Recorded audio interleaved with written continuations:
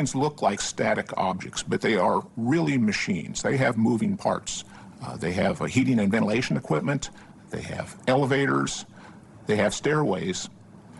And they have lots of energy. And that energy, when released, has the real potential to invite disaster. Since the dawn of civilization, humankind has sought to proclaim its unique intelligence and mastery of its environment by creating buildings. The human mind could transform wood and stone into structures that provided more than shelter from the elements. Humans hope to create buildings that would represent them to the ages and become symbols of their achievements. But often these symbols lacked a durability that matched the vision that created them. Since the first mud bricks were stacked to form a wall, humans have struggled to erect buildings that would stay up.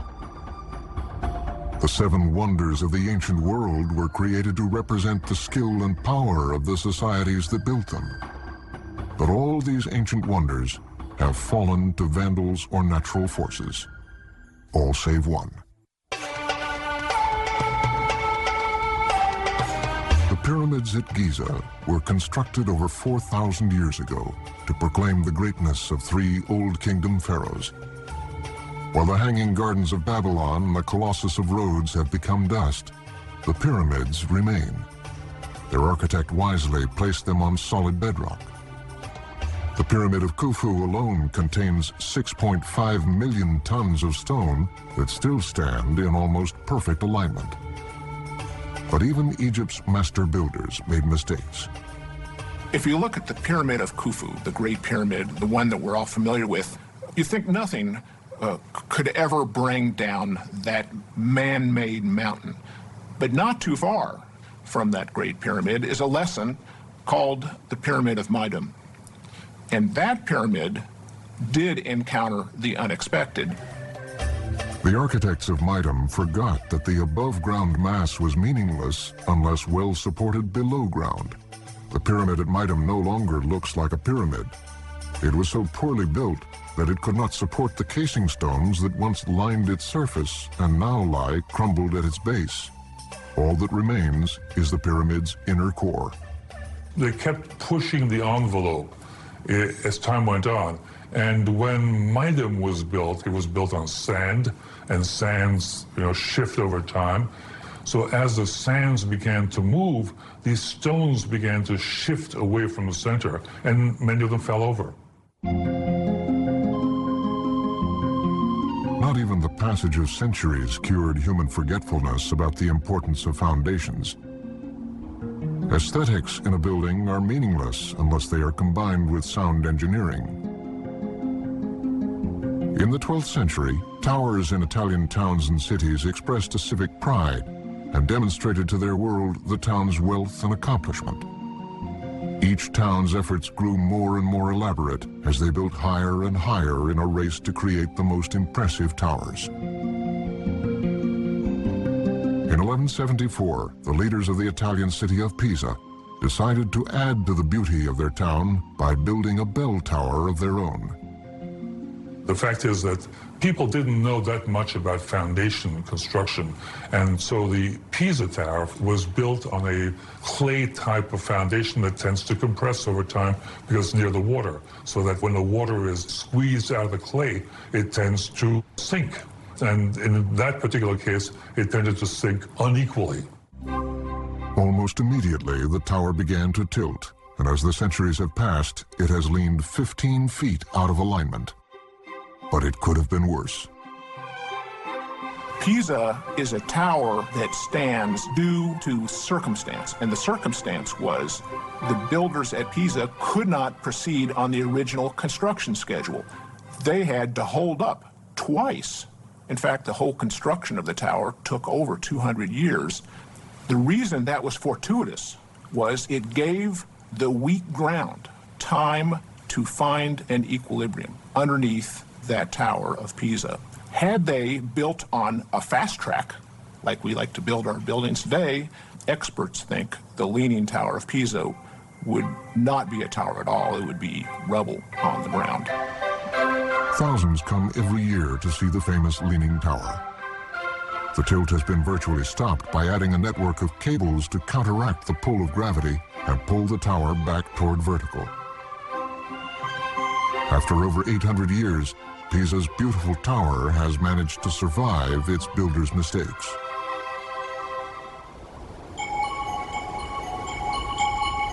But not all defects in the construction of a building show up as quickly as they did at Pisa.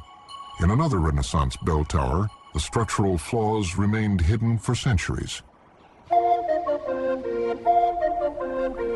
No one who visits Venice is likely to forget the graceful campanile that soars over the piazza of San Marco. But few visitors here realize the building that so enchants them is not original. Poor construction or a shift in its foundation almost robbed Venice of its lovely tower. In 1902, the original bell tower, over 800 years old, fell in. The good story, there were no casualties. The only loss was the caretaker's cat. Some people, especially romantic Italians, attribute it to old age. It simply got too old and it came down. I think it's more likely that it was built in Venice. Venice, as we know, is built on islands that are actually sinking over time, and it's very possible that the foundation again began to fail. Some have noted that the original structure may have been weakened during remodeling. Others have cited lightning strikes, and still others feel centuries of clanging bells weakened the tower until it collapsed. But for Venetians, it is only important that, original or not, the wonderful tower remains as the most famous landmark of their city. With the passage of time, eventually, many of us will never know whether it was original or whether it was a recreation. And it really won't matter, because buildings are not like people. They can have a second life, they can have a third life. Renaissance bell towers were not the only structures where sound building techniques were threatened by the urge to impress one's neighbors. In medieval Europe, some local bishops or cardinals set out to build churches on a scale that was more grand and impressive than those built by their colleagues. In 1247, the bishop of a small town in France set out to build the grandest of them all. The bishop near Beauvais, France, got into a disagreement with the king, with the royalty of France. And his expression of competing, of trying to exceed the power of the crown was to put up the grandest of the Gothic cathedrals. The vaulted ceiling that soared 150 feet over the choir hinted at a finished church that would rival St. Peter's in Rome in style and scale. But the support for the great weight of the vaults was poorly conceived and executed. In November 1284, the enormous structure collapsed. In 1564, another attempt was made to erect the complete cathedral, but this also collapsed. Over the centuries, the great church has been partially rebuilt with added structural support. But the great nave of the cathedral was never finished. What remains in Beauvais is a testament to determination, as well as an example of flawed architectural planning. The understanding of the science behind buildings really did not occur until the, let's say, late 17th, early 18th centuries. And since then, and it's been evolving since then, now we have science behind us. We are able to make calculations.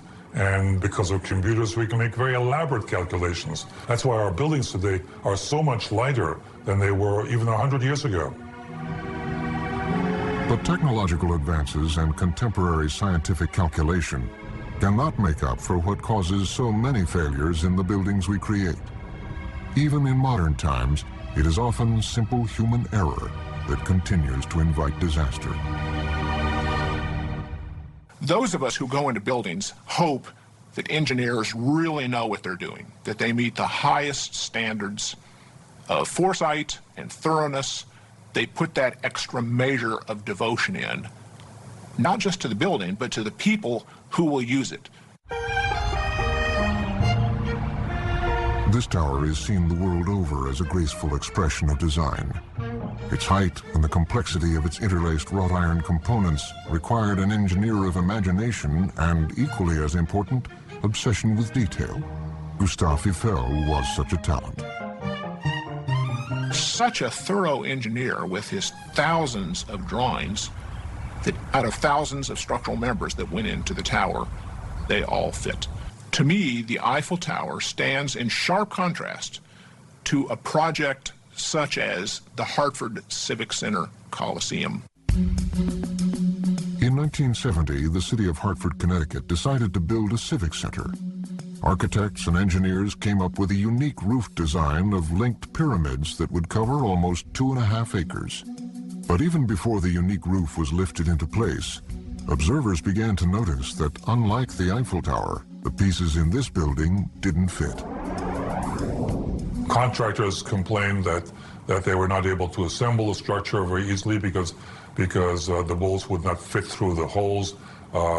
Passers-by, not casual passers-by, but architects or engineers noticed that the roof seemed to sag under its own load quite a bit.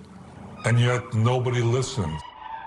We should know now that's a problem. If bolt holes don't line up, it's time to take a break. Bring in the experts and see whether or not that's a severe problem. It was a severe problem.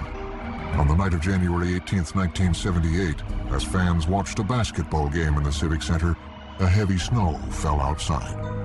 Later that night, the snow-covered 1,400-ton roof collapsed in a mighty roar.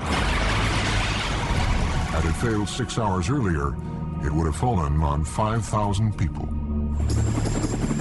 The pyramid grid of the roof on the Hartford Civic Center bent under stress in ways never considered in the design. But the most disturbing factor was that so many warnings had been given and ignored. The Civic Center had fallen because of the failure of hundreds of structural parts. But some disasters offer few hints of their approach and come about because of only one piece of a huge structure.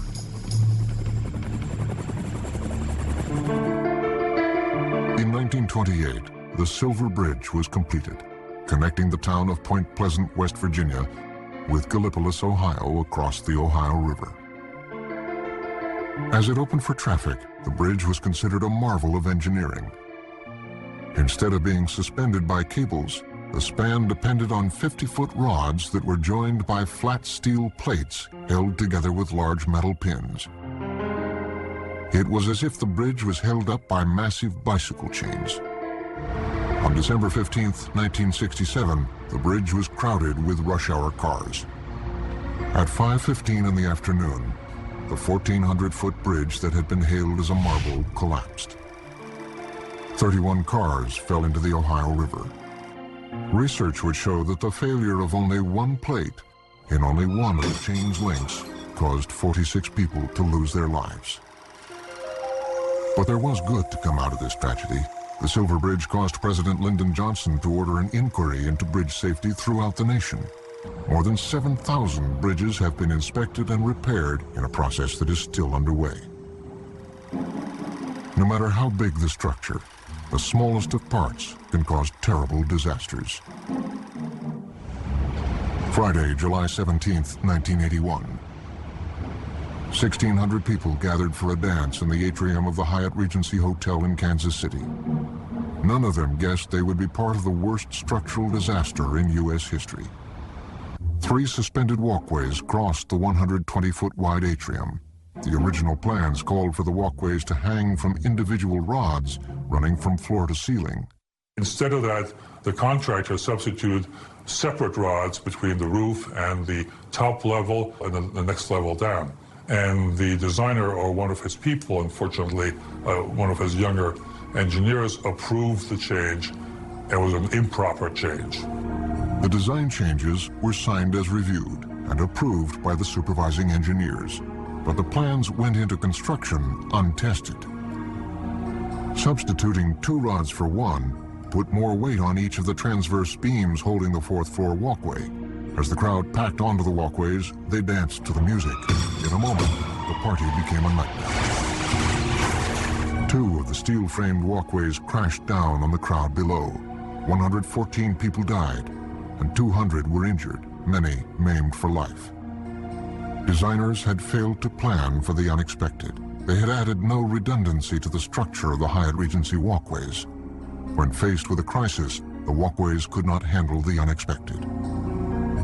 What they should do is think skeptically, this is a fairly large structure that can hold a lot of people. Is my design able to take it? Can it take anything that time can throw at it? Unfortunately, time can throw a great many things at buildings, especially when our buildings grow to become symbols of the society that builds them. We think of a big building as holding certain things. It holds people, it holds furniture, lots of paperwork. But in fact, a tall building holds something else, a tremendous amount of energy that is really captured. It is caged inside that structure from the early days of its construction, when cranes used lots of power to raise thousands of tons high into the air. And that energy was just waiting for a trigger to be released.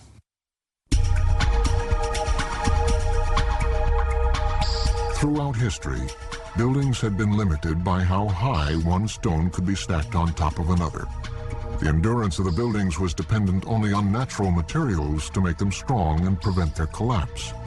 But by the end of the 19th century, human skill and imagination were ready to create a whole new class of buildings that grew up as well as out. It was a change that would require new margins of safety and even greater concern for the unexpected.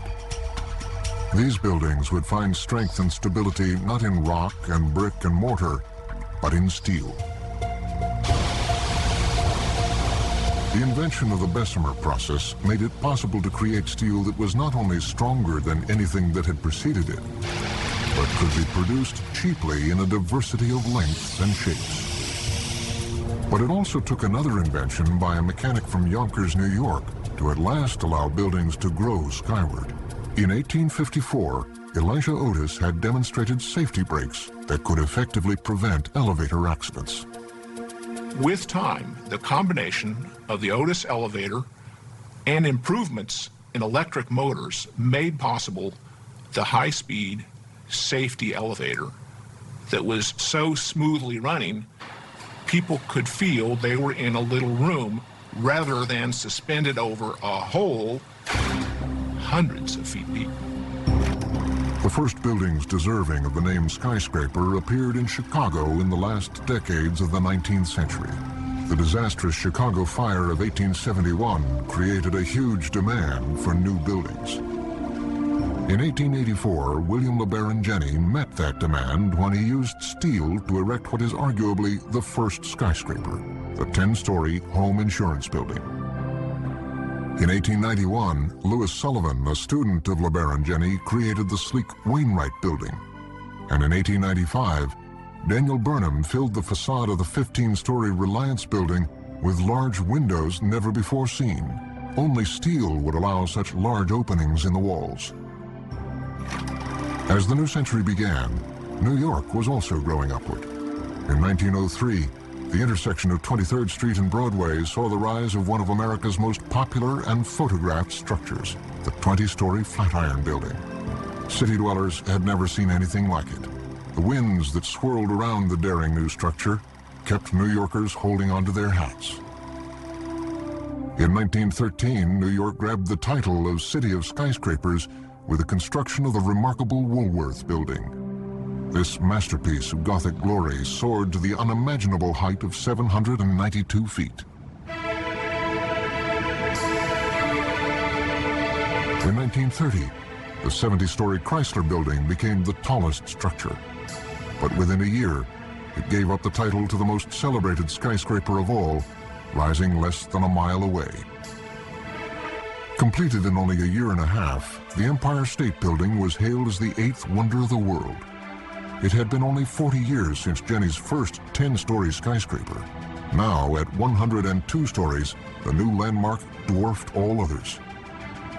The skyscraper brought a whole new design challenge for engineers. In spite of their enormous height and size, the greatest problem in constructing tall buildings is not their huge weight. It is the great force of the wind pressing on their sides. Like all tall buildings of its generation, the Empire State Building combated the force of the wind by relying on a forest of steel columns to support it. Interior spaces were filled with these columns, restricting the size of offices and forcing people to work and walk around them. But the construction of very tall buildings brought other unexpected dangers, never before imagined by engineers. In 1945, a B-25 bomber, lost in the fog, crashed into the 79th floor of the Empire State Building. 14 people were killed, and a new threat to the world's high buildings had been revealed. For all its glory, the Empire State Building would mark a pause in American business's fascination with skyscrapers. It was not until the 1960s that prosperity revived interest in very tall buildings. New York's Rockefeller Center had been a highly successful innovation for using several tall buildings as a magnet to attract business. In the 1960s, the Port Authority of New York and New Jersey set about to use Rockefeller Center as a model to create a similar complex. A neighborhood of old buildings and small businesses in Lower Manhattan would be demolished to make way. The plan was to build a center in Lower Manhattan that would attract, that would be a magnet for world financial trading companies, and they would call that the World Trade Center. Architect Minoru Yamasaki was invited to design the World Trade Center. He responded with a plan for twin towers to be built on a site in Lower Manhattan. The Port Authority then broadened his assignment. They asked that the towers become the tallest buildings in the world. Making them tall was the easy part. The hard part was that the Port Authority also wanted to do away with the maze of columns that had marked the interior spaces of virtually all previous tall buildings. As tenants and owners became more demanding as to the type of environments they wanted to create in the buildings, they were looking for larger column-free spaces. To solve this challenge, Yamasaki turned to a young structural engineer named Leslie Robertson.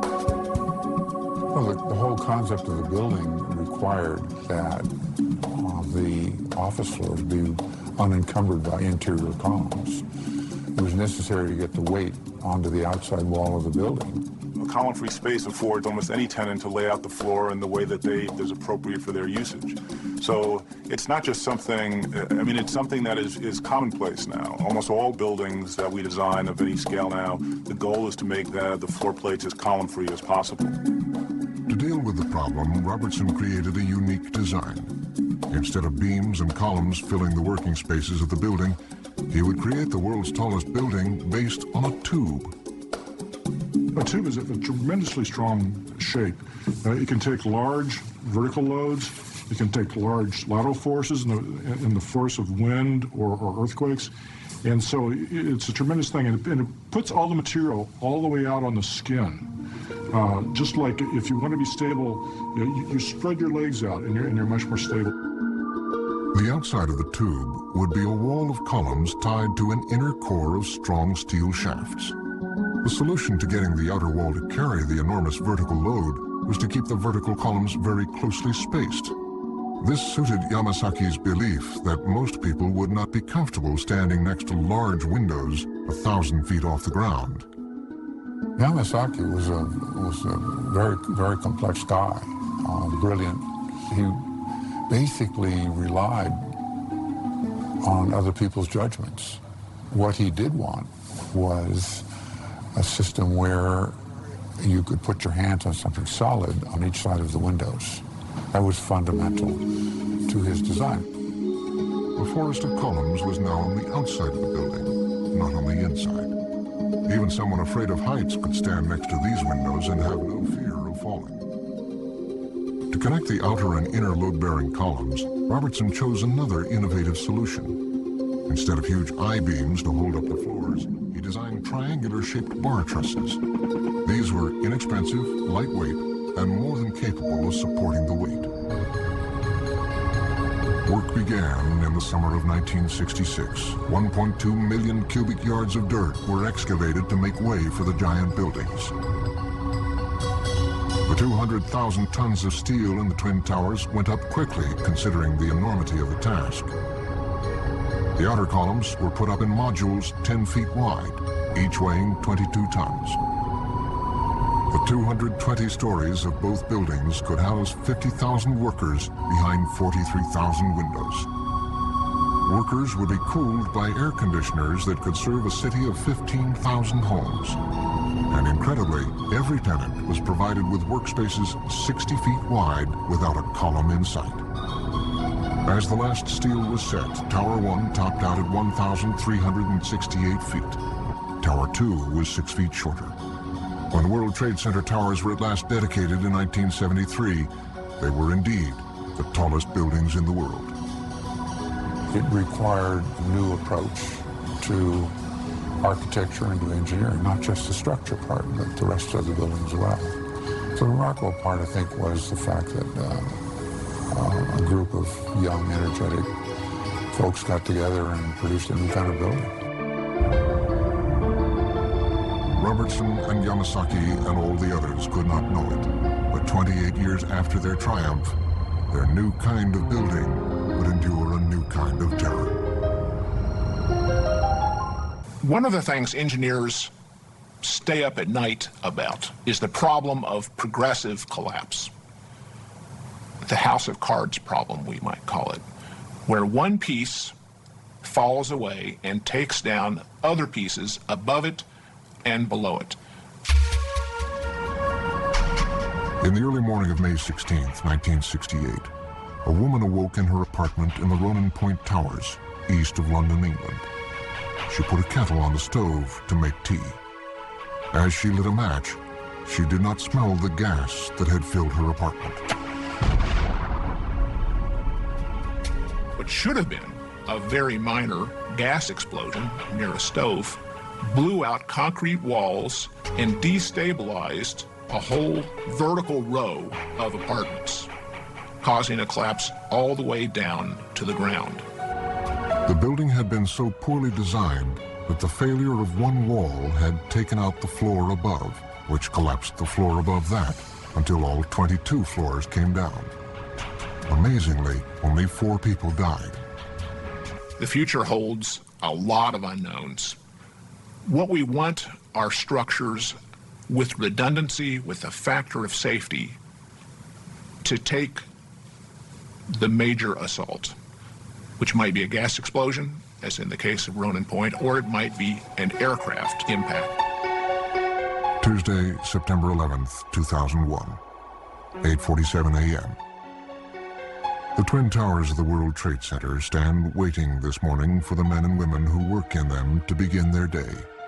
Already, some 15,000 people are in the buildings.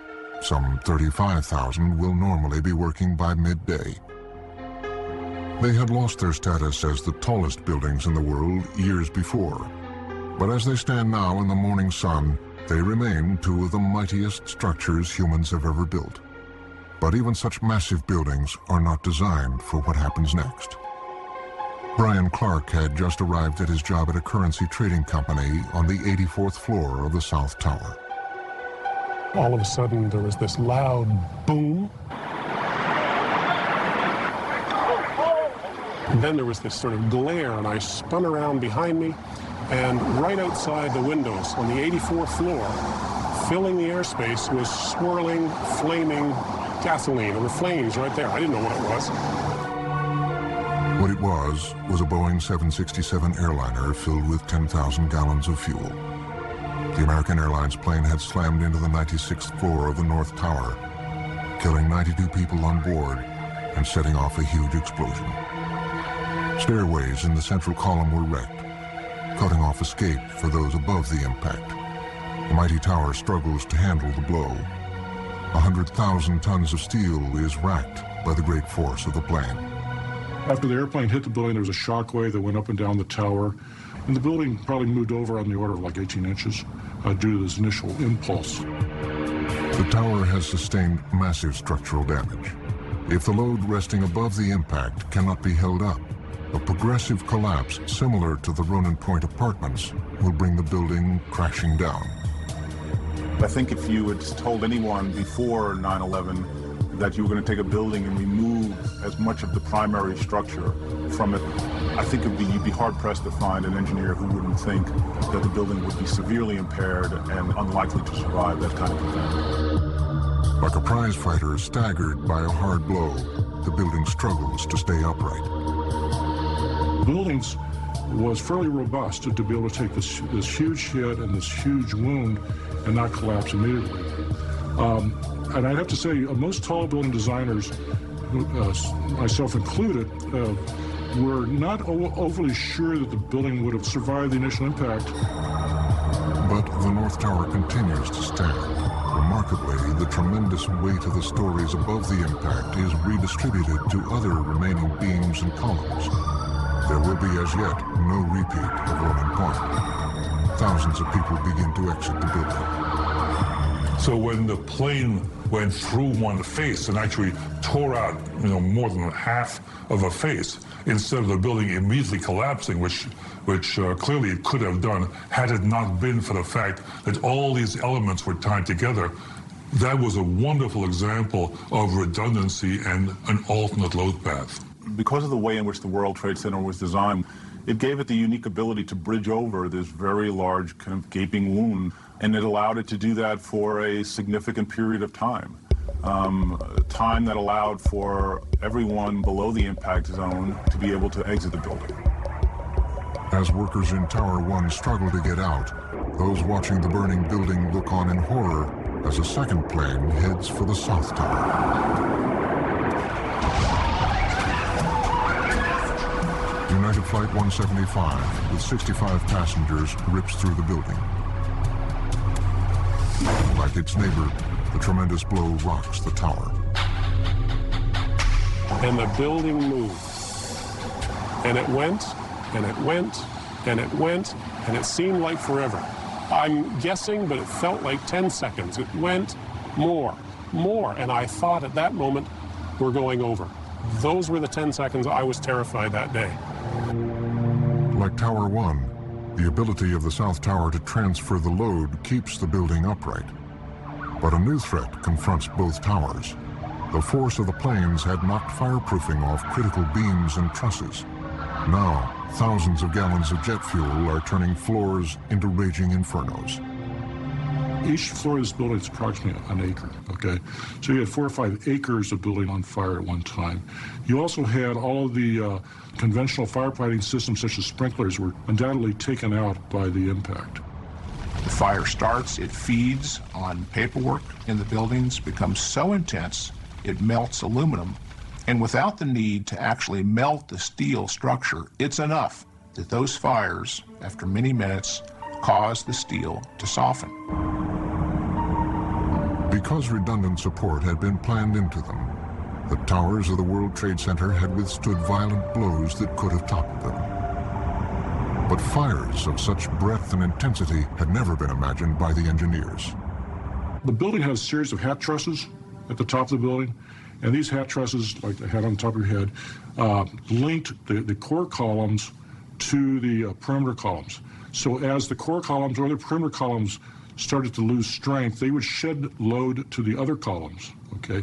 And those columns would take more and more load. More and more columns would probably fail at some point, either through loss of support as the core trusses might have collapsed if they did, or just due to fire to the columns themselves. So that the load would go to the neighbor, to the neighbor, to the neighbor. Eventually, the whole system was overwhelmed and went down together. We may never know the exact architecture of failure. The towers had avoided falling from the plane's impact.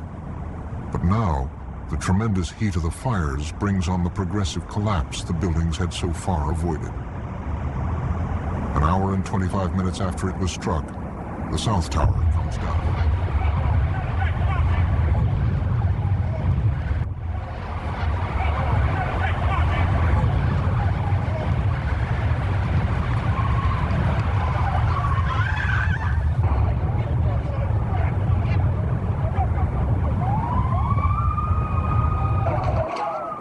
minutes after the collapse of the South Tower, the North Tower also falls.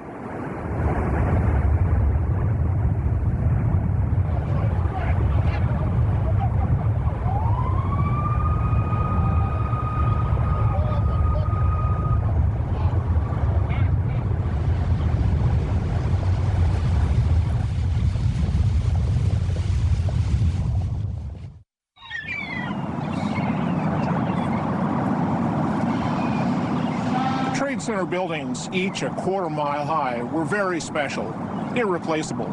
But we shouldn't forget that there are many other tall buildings in the United States, 469 buildings over 500 feet tall. In the event of an emergency, any one of those buildings will put the occupants, particularly those on the top floors, in a very desperate situation. From now on, people need to know, they need to react, they need to listen. They just can't wait for someone else's advice. They've got to know what to do right away. Over 2,800 people had been buried amidst the twisted pile of rubble that had once been the mightiest buildings in the world. The wreckage was still smoldering when criticism began to be leveled at the engineering that had planned the great buildings. Some criticized the use of lightweight bar trusses to support the floors. Others claimed that the fireproofing on the steel beams had been inadequate. Still other critics suggested that exit stairways were built too close together and were vulnerable to catastrophic damage in one area of the building. Two primary inquiries were conducted after the tragedy. Both came away with several recommendations based on what had happened. But both put forward similar conclusions. Given the massive trauma the World Trade Center had received, the buildings had actually done very well. The fact is, no designer in the late 1960s could have properly anticipated the forces that were brought to bear against the towers over 30 years later. It was never assumed by Leslie Robertson and his associates that the collision would be from an intentional act, namely the biggest airplane the terrorists could get their hands on, and that it would be filled with jet fuel. The Boeing 767 flown by the terrorists was much larger than the 707 airliner planned for in the 1960s. The design team also anticipated a plane hitting the building by accident and not design. The big difference is the amount of fuel. The 707 we envisioned was one lost in the fog, throttles back, trying to find JFK instead of the throttle down. So the energy of impact of the aircraft was very much larger than was the design criteria. The painful reality of what happened on 9/11 has not lessened interest in tall buildings. From Hong Kong to Barcelona, over 4,000 buildings of over 12 stories are currently being built. Each will present problems of protection and safety to the people who use them. Each will need to study the lessons that must be learned from the World Trade Center. Perhaps the most critical area to be looked into is evacuation. The stairways in the Twin Towers allowed many people to escape from a very dangerous situation. But the World Trade Center was barely half full on that morning. If the attack had happened a few hours later, another 20,000 people would have been trying to get out. To evacuate fully occupied buildings could have taken well over 3 hours. Too long in this case. Builders must change their attitude about what can be expected of our escape systems. Architects and engineers, when they're considering tall buildings, will have to re-examine the assumptions they've made in the past. The most basic assumption they've made in the past is that you don't have to evacuate a high-rise building totally. We now know that that's a bad assumption. Planners also need to rethink how to get firemen to the source of the fire in tall buildings. One of the hopes that we carry with us is that firefighters will always be able to come and get us out of danger. But high floors in a skyscraper are a very remote place when it comes to firefighters getting up to help you. Another lesson may be found in the way the stairways are designed. Although thousands of people in the Twin Towers owe their lives to those stairs, major concerns presented themselves. As in most tall buildings, the stairs in the World Trade Center had been grouped around the central core. Using this design, stairs would receive the structural protection of the steel surrounding the elevator shafts. But when the terrorist-guided planes burst through the towers, most stairways were destroyed. Future designs may change stair placement. There are many lessons from the World Trade Center which will impact how future tall buildings are designed. But one thing seems certain to engineers and architects. We cannot create designs that anticipate a particular terrorist-guided aircraft. We do not design buildings for the impact of planes, then or even now. There will be bigger and faster planes, and if we were to design for it, the building will be uninhabitable. One wouldn't want to live or work in a building like that. It will be a bunker. Tall buildings will continue to be built. These amazing technical accomplishments represent a practical solution to problems of how people live and work. In spite of the events of September 11th, it is important that we remember that in an ongoing world of skyscrapers, these amazing structures remain very safe. Tall buildings are very, very safe. I mean, I live and work in a very tall building. And I would tell everybody that they're the safest buildings around. From a structural point of view, as far as I'm concerned, high-rise buildings are perfectly safe. There's no reason for them to present a danger to their occupants in any way. So, yes, they are safe.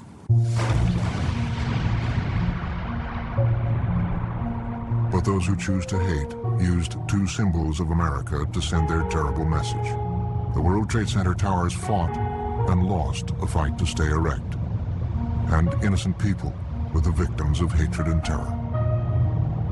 People ask me how I felt about it. I have to tell you, I spent a huge amount of my lifetime working on the design of the World Trade Center. It was an extremely important project to me personally, but it's a building.